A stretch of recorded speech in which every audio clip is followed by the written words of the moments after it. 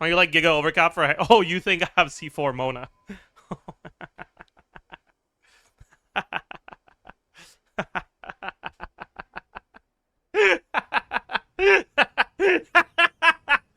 What do you think the top 5 non-conflicting teams would be? Ooh. That's hard, because, like, so many of the good teams have, Odette. Should we think about that? I'm kind of down. I'm kind of down, actually. So, like, if we try to make the 5 strongest... Okay, a combination of 5 teams that has the strongest, worst team, right? Okay, we're not looking for average, we're not looking for the best team, we're looking for the highest, like, lower limit. The lowest floor. The highest floor. Okay, so realistically, there's definitely going to be a Mawika team somewhere. One of these teams is obviously going to have Columbina, wherever she is. There she is. One of the teams is going to have Odette. I don't know what the rest is. Probably Varka? Skirk? No. I don't think Skirk is here. Because, like, a Stellar Conduct team without Odette is higher than Skirk. I don't think the Zabai team without Columbina makes it to top 5 anymore. So we should just have the Zabai team with Columbina here instead. Effort? No. Like, realistically, the question is there any Lunar team that without Columbina is better than whatever this team would be? And I don't think so. Which means we can only have one Lunar team because we only have one Columbina. And, like, the Varka team, obviously no one is competing for the same supports, so that's very straightforward. Zabai is strong enough with Columbina. She was... I mean, yes, she is strong enough with Columbina.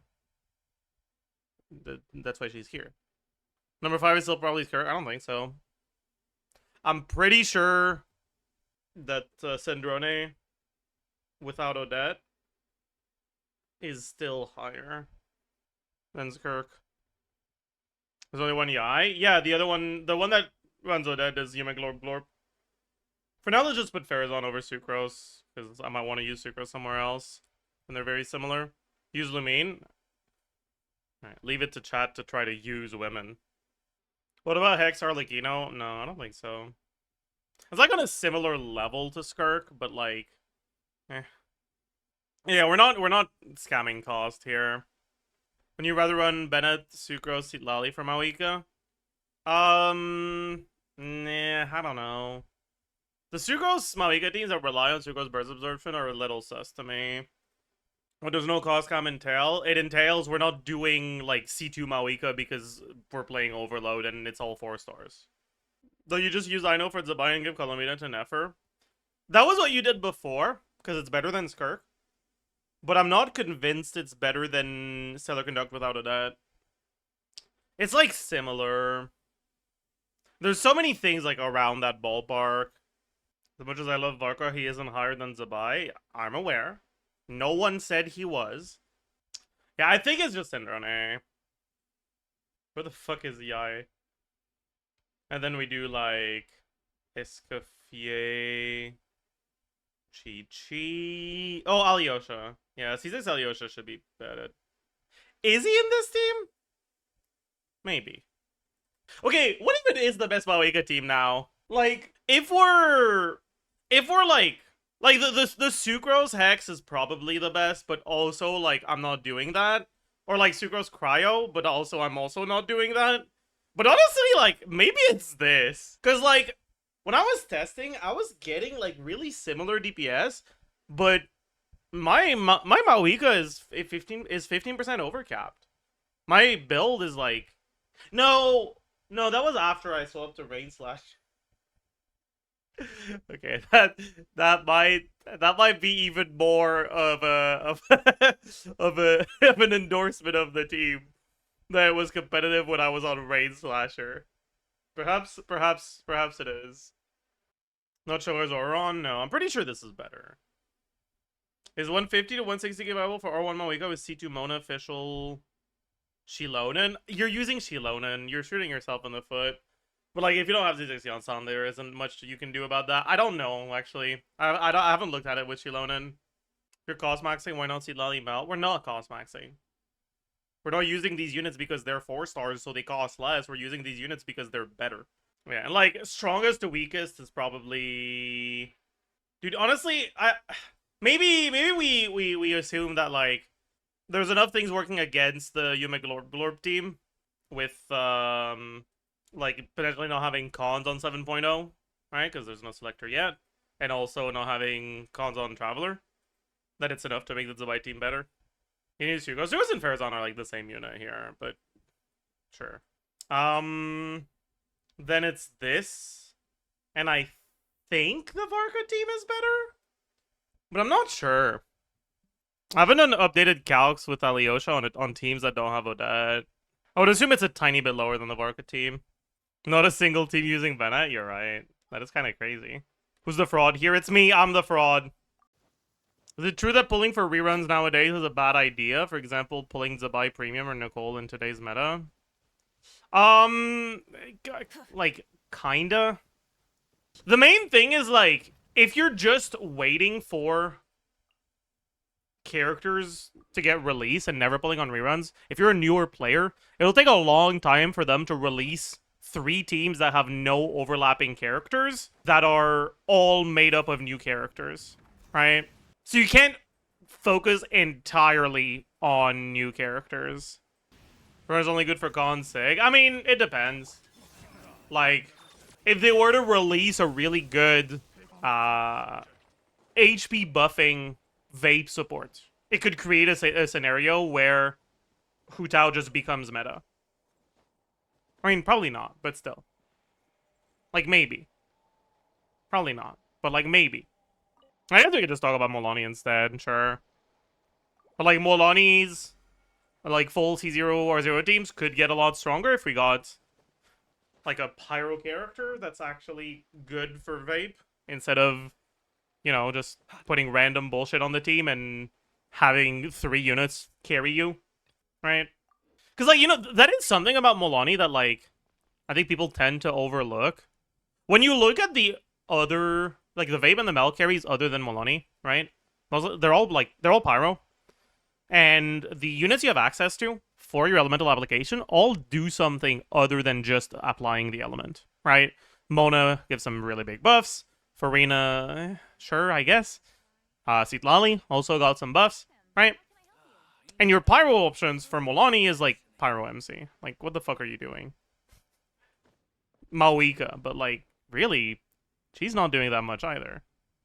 Mawika brings personal damage and damage buffs. Yeah, but like, the fact that Mawika is like a side grade to Pyro MC should tell you all you need to know about how well she's performing in that team, right?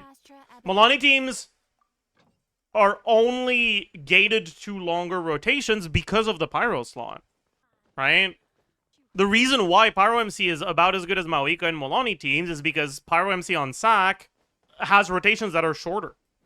I mean, even with Mawika, you can just do no burst rotations, and they're pretty similar. Like, if Mualani had access to a Pyro unit that does as much for her teams as Hydro and Cryo units tend to do in Vape and Melt teams for Pyro carries, she could get a lot stronger, even without the new Pyro unit being stronger than what we already have. A new 5-star would not be better than Mualani cons for Mualani. I mean, like, that might be true. I mean, it depends on how good the new 5-star is, but, like, that's not a bad argument, but also, like, some people don't want to pull for cons. Theater exists, cons aren't the right answer every time. I mean, unless you're a really new player, theater isn't really that big of a deal.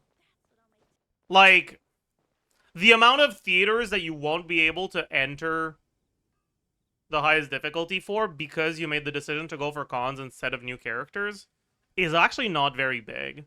If you go for, like, in total 5 cons, that's 5 less characters, which is like, if you're including new releases of regions and 4-stars and whatever, like, getting 5 new characters on average on an account is like, what, 4 patches maybe? Something like that.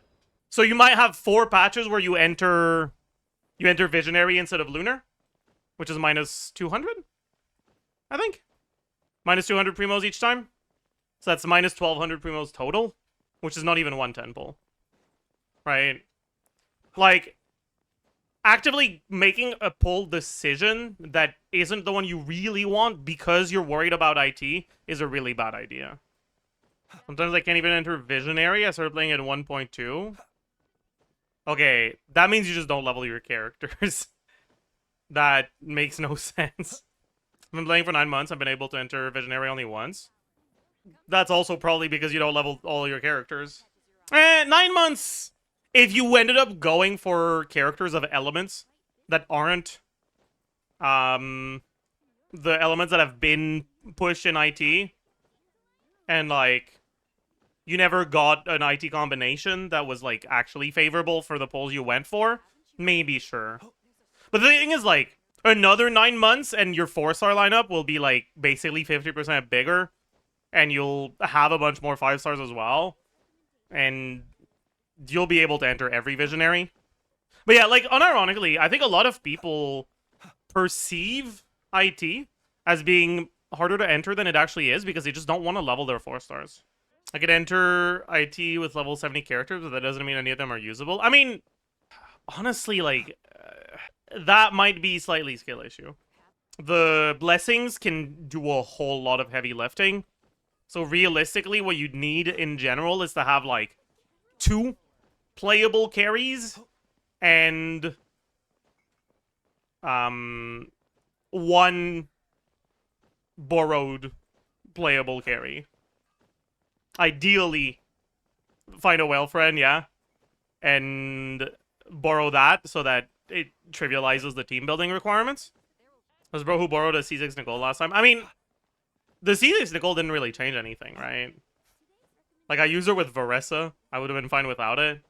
I use her with Arlecchino. I would have been fine without it.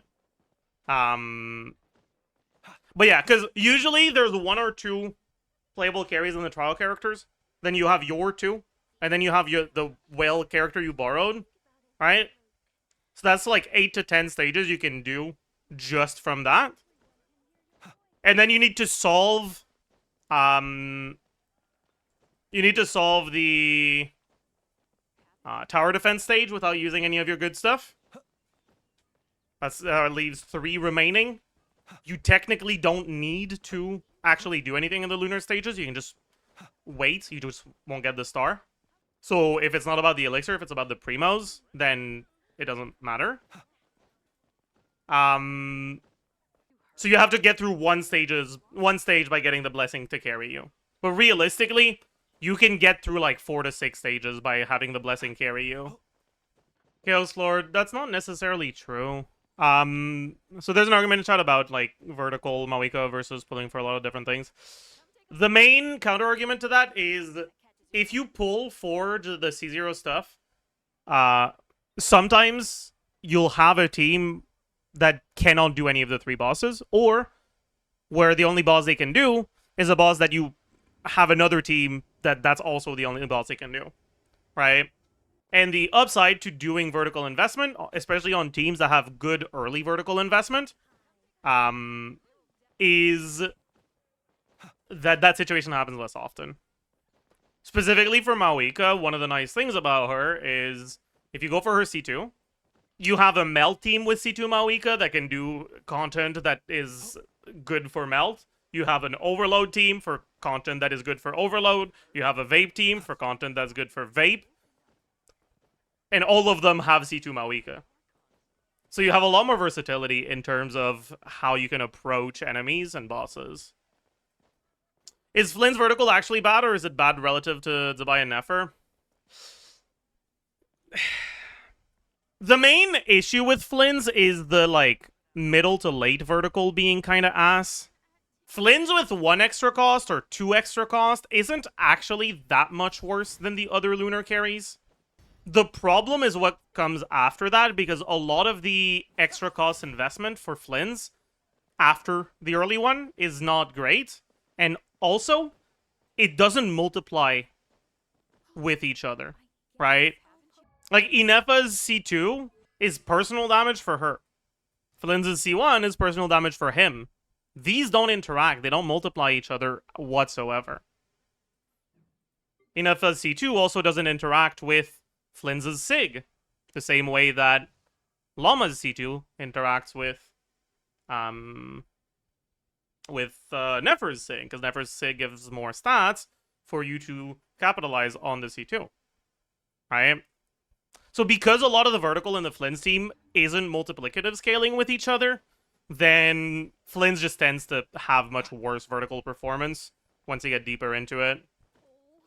And then on top of that, numerically, they're also not that great. Like, I was initially very positive on Flins' C1, but that was before Columbina. With Columbina, Flins' C1 got a lot worse because more of the damage is coming from the rest of the team. So it's kind of just not as good. And there's also going to be a lot of situations where your last hit from C1 doesn't actually benefit from all of your buffs. So... And the C1 makes it kind of difficult to do the 2-swap sucrose rotations. They're still doable, but sometimes there'll be time losses. So it extends your field time so you don't get the sucrose double swap. What I've found to be best in practice is to do the double swap when you don't have Inefa burst. Because with Inefa burst, if you double swap, it extends your rotation length. So what I do is, I didn't check the builds. I hope sucrose is on TTDS. Preparing for dust up. Surge. A new moon rises. Animal test 63. Observe.